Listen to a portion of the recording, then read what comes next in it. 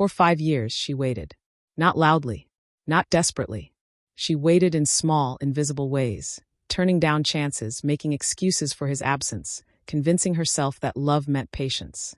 She watched seasons change while promises stayed the same. Soon, he always said.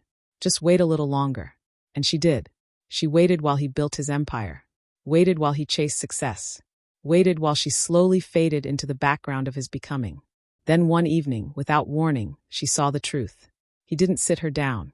He didn't explain. She found out the way people always do. Through laughter that wasn't meant for her. Through photos that felt like a slap. Through a woman standing beside him in the place she had imagined for years. He had chosen someone else. Not because she wasn't enough, but because she was convenient to keep waiting. Hey there, beautiful souls. Welcome back to the channel. I'm so glad you're here. Where are you watching from today? Drop your city or country in the comments below. I love seeing where this story reaches. How are you doing? I hope you're taking care of yourself because today's story, it's going to hit different. Before we dive in, if you haven't subscribed yet, please do me a favor and hit that subscribe button. These stories take time and heart to create, and your support means the world to me. Let's grow this community together. Now let's get back to her story. When she finally faced him, there was no apology that mattered. Just awkward silence and words like, "You're a good person," and "You deserve better." 5 years reduced to polite sentences. In the end, there was no dramatic breakup. No closure. No victory. She went home alone, packed away memories no one else would ever value, and returned to a life that felt 5 years behind everyone else's. And the most devastating part? The world kept moving. He moved on effortlessly, and she was left learning how to forgive herself for waiting. Her name was Ella. For 5 years, she had been the woman behind the scenes. The one who answered late-night calls when his deals went wrong, who celebrated his victories in empty apartments, who wore patience like armor. She wasn't chasing luxury or status. She just wanted him. The version of him who once looked at her like she mattered. But somewhere between year 2 and year 5, she'd stopped recognizing herself. Her friends had moved on, marriages, careers, lives that bloomed while hers stayed frozen. Her mother would ask, "When?" and Ella would smile and say, "Soon." The truth? She was terrified. Terrified that if she walked away, she'd prove she was never worth staying for. Terrified that 5 years of waiting would mean nothing if she gave up now. Her best friend, Lily, had warned her 100 times. "He's keeping you as a backup plan, Ella. You deserve someone who chooses you first." But Ella would shake her head, insisting Lily didn't understand the pressure he was under, the empire he was building. Now, sitting alone in her apartment with his rejection echoing in her mind, Ella realized something devastating. She'd been so afraid of losing him that she'd lost herself instead. 3 weeks later, Ella forced herself to attend a charity gala. Lily had practically dragged her there. "You need to remember what it feels like to exist outside of his shadow," she'd said. Ella didn't want to be there. The room was filled with wealth and power, everything that reminded her of him. She was nursing a glass of wine near the balcony when someone spoke beside her. "You look like you'd rather be anywhere else." She turned to find a man watching her with quiet amusement. Tall, dark-haired, impeccably dressed. There was something disarming about his directness. "That obvious?" she asked. "Only to someone who feels the same way." He extended his hand. "Ethan." "Ella." His handshake was firm, warm. When he smiled, it reached his eyes, something she'd forgotten to look for. They talked. Not about business or status, but about small things, books, terrible coffee, the awkwardness of forced networking. For the first time in weeks, Ella laughed without it hurting. Then Lily appeared, eyes wide. She pulled Ella aside and whispered urgently, "Do you know who that is? Ethan Cole. He's one of the most successful venture capitalists in the country. He's worth billions." Ella's stomach dropped. Another powerful man. Another world she didn't belong to. But when she looked back, Ethan wasn't networking or schmoozing. He was still standing there, waiting for her. Like she was worth waiting for. Over the next few weeks, Ethan pursued her with quiet intensity. Not with grand gestures, but with attention, real attention. He remembered details. He showed up. He asked questions and actually listened to the answers. Ella found herself terrified for entirely new reasons. What if she was just repeating the same pattern? What if his interest faded once the chase was over? What if she was too broken from the last 5 years to trust anything real? Then one evening, As they sat in a small cafe far from the glamorous world he usually inhabited, Ethan said something that stopped her cold. "I know you're scared. I can see it every time you pull back when things feel too good." He leaned forward, his voice gentle but firm. "But I'm not him, Ella. And I'm not going anywhere." She wanted to believe him. God, she wanted to. But that night, she received a text. From him. The one who'd left her waiting. "I made a mistake. Can we talk?" Ella stared at her phone, heart racing. 5 years of waiting, finally acknowledged. The apology she desperately wanted. And sitting across from her was a man who'd shown her more respect in 3 weeks than she'd received in 5 years. She had a choice to make. Ella agreed to meet him. Not because she wanted him back, but because she needed closure. Real closure this time. They met at the same cafe where they'd had their first date, 5 years ago. He looked different. Tired. Older. "I ended things with her," he said immediately. "It was a mistake. You were always the one, Ella. I wasn't ready." Ella felt nothing. No relief, no vindication. Just emptiness. "Why now?" she asked quietly. He hesitated. "She left me. Said I was emotionally unavailable, that I never really let her in." And there it was. The devastating truth. He hadn't come back because he realized her worth. He came back because his backup plan had failed, and now he needed another one. "You don't want me," Ella said, her voice steady. "You want someone waiting. There's a difference." She stood to leave, but he grabbed her wrist. "Don't throw away 5 years for some billionaire who'll get bored of you in a month." Ella pulled away, something fierce igniting in her chest. "I already threw away 5 years. On you." She walked out and called Ethan.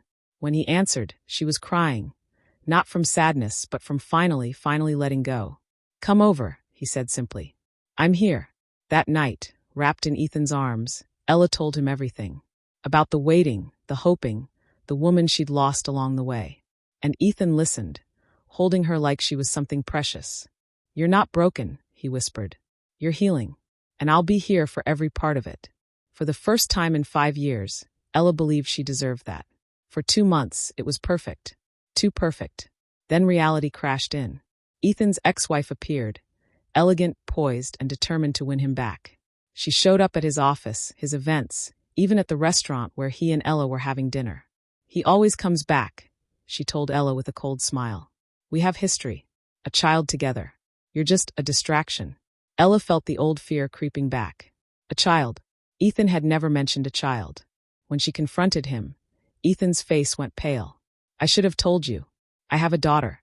She's 7. My ex has full custody because of how consumed I was with work. I've been fighting to be more present in her life. But you didn't think I deserved to know?" Ella's voice cracked. "I didn't want to scare you off. You were already so afraid of getting hurt again. So you lied by omission? Just like he did." The words hung between them like broken glass. Ella walked out, and this time, Ethan didn't chase her. Maybe he knew she needed to choose him freely, or maybe he was just tired of fighting for someone who kept running. Days turned into a week. Lily found Ella on her couch, staring at nothing. "You're doing it again," Lily said softly. "You're running because you're scared it'll hurt. But love isn't safe, Ella. It never has been. What if I'm not strong enough for this? What if you are, and you just don't know it yet?" Ella realized something in that quiet, painful week. She'd been so focused on not being left behind that she'd never learned how to stay and fight. She showed up at Ethan's office unannounced. His assistant tried to stop her, but Ella walked past. Ethan looked up, surprised. Hopeful. "I'm terrified," Ella said, her voice shaking. "Terrified of being hurt, of not being enough, of waiting for someone who'll eventually leave. But I'm more terrified of running from something real, because I'm haunted by something that was never real at all." Ethan stood, closing the distance between them. "I should have told you about my daughter. I was wrong. But I never lied about how I feel about you." His eyes searched hers. "I'm not perfect, Ella. I'm a workaholic with a complicated past and a daughter who deserves better from me. But I choose you. Every single day, I choose you." "I need to meet her," Ella said. "Your daughter. If this is real, I need to be part of all of it." Ethan's face softened, and for the first time, Ella saw tears in his eyes. "She'd love you. And your ex is my past. You're my future. If you'll have me." Ella kissed him. Not out of desperation or fear, but out of choice. She was done waiting. She was ready to fight for something worth having. 2 weeks later, Ella met Sophie, Ethan's 7-year-old daughter with curious eyes and a shy smile. They had lunch at a small pizza place, nothing fancy, and Sophie talked about her art class and her pet hamster named Mr. Whiskers. "Dad talks about you a lot," Sophie said, swinging her legs under the table. "He says you make him laugh." Ella's heart melted. "He makes me laugh too." But the peace didn't last long. Ethan's ex-wife, Charlotte, filed for an emergency custody hearing, claiming Ethan's unstable relationship made him unfit for shared custody.